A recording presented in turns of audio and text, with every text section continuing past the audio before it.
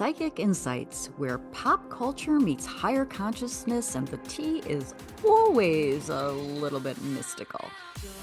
I'm Robin Richardson, your psychic girlfriend, and around here we don't just watch the drama unfold. We read the energy behind it, whether it's celebrity scandals, reality TV, chaos, or true crime with a twist. I'm tuning in to bring you the intuitive scoop the headlines miss. So buckle up, because your aura's about to get entertained. Hey, welcome back. It's Robin Richardson, your psychic girlfriend. And boy, I'm glad this season's over. The Golden Bachelor. That's what we're talking about. And I have some things to say. And I know, I'm fully aware. I'm fully caffeinated and unbothered. But yes, I'm annoyed. Deeply, spiritually, cellularly. This season was a complete cluster. It was a mess. Jesse was enabling the mess. And honestly, Cindy deserved a full refund from production. And I'm going to walk you through exactly what happened chronologically during this finale. And we're pulling the receipts because, frankly, I'm a little peeved. Mel tried to rewrite history, the jerk. He tried to do it at the reunion, like we just didn't watch the Antigua with our own eyeballs. So let's get into it. Oh my God. People, if you need to take a little break during this, I know, lots of rage going on. All right, now let's talk about the segment one. Cindy's in Antigua and she's already feeling like something's off. She literally looks at him and says, I have a concern. Is it that you're not emotionally available? And Mel, true Mel, beige Mel, just listens, gives her nothing. He goes, I like your energy, I really do. Like, what are you, 5? That's not an answer. That's a customer service language. Oh my God. And Cindy, my queen, direct, emotionally intelligent, asks a real question. Are you not going to be ready for a proposal? And Mel says that line just made me want to throw a pillow. I'm afraid for my neighbors because I really was screaming at the screen. And he says, in 2 years, I probably would marry her. 2 years? Sir, you're 66. You're going to be 67 in December. What are you waiting for?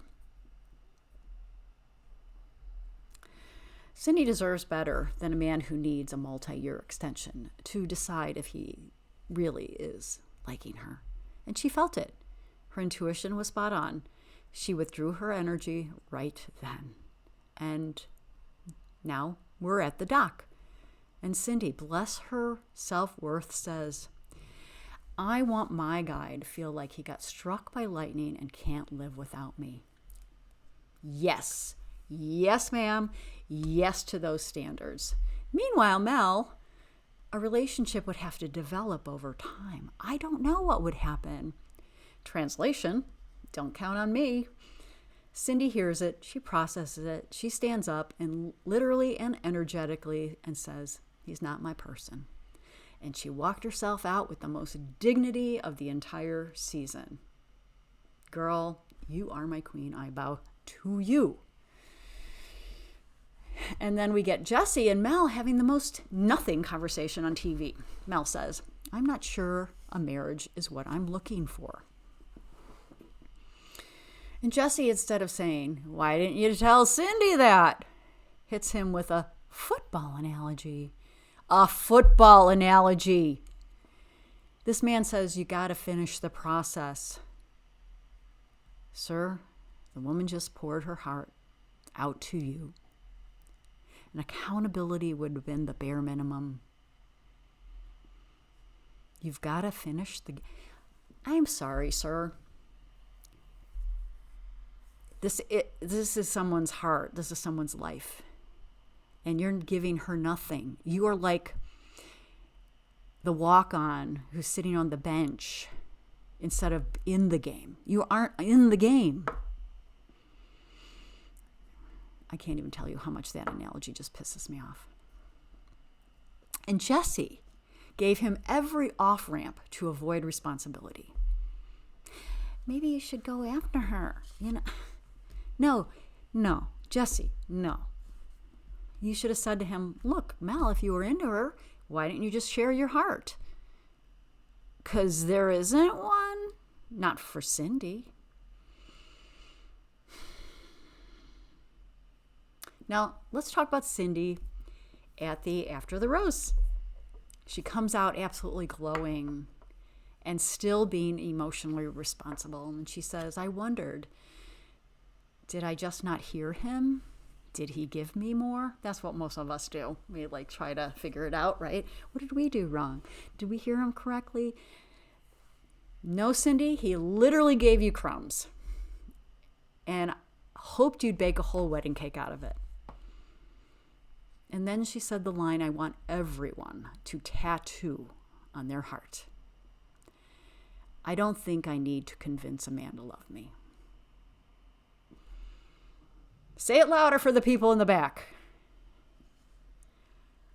Especially those people who think patience is a dating strategy. Cindy, you're gorgeous. You're fabulous. You know your standards, and I bow to you. But this is where my irritation turned into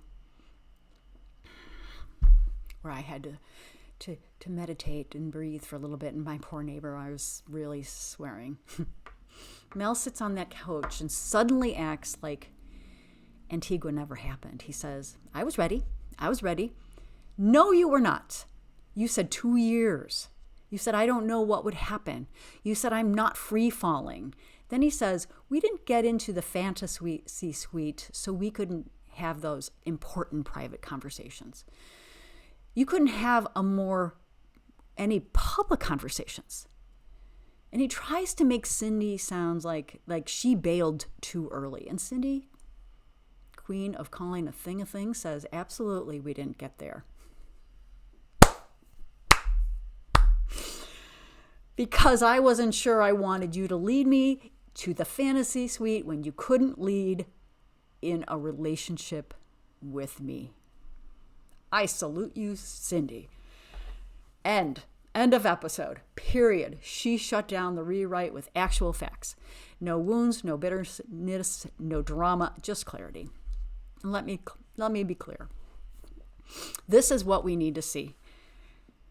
This wasn't about this beige piece of paper, Mel Owens. This was about these women claiming their own sovereignty. Carol and Cindy. This is what we need to see more of. So thank you, Cindy, for showing us. So let's move on to Peg. And let me be clear, I love Peg. Peg is sweet, she's grounded, she's emotionally honest. And Mel with Peg, honestly, I really want to be hopeful for them. But I'm not putting any money on it. And here's why. He gave Peg clarity, he gave Peg affection, he gave Peg words he refused to give Cindy. He said, I'm in love with her. Okay, great. But does this man know how to sustain anything? Does he know how to maintain emotional intimacy longer than a commercial break? I hope so. I genuinely hope so. But my intuition, let's just say that the vibration feels pending review. We'll see the game tapes later. Okay. So here's the real story. Cindy trusted her intuition and her self-worth. She didn't wait for a man to decide if she was 2 years later type of material. She didn't negotiate her value. Mel didn't choose Peg instead of Cindy. Mel simply wasn't capable of showing up for Cindy the way she needed. Mel and Peg might work. They really might. But Cindy, she walked away with her dignity, her clarity, and her lightning still intact. And honestly, that's the love story I came to see. So, what did you think about the finale?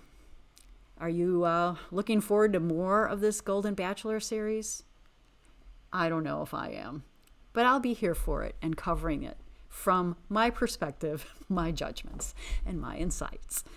And I hope you've enjoyed it.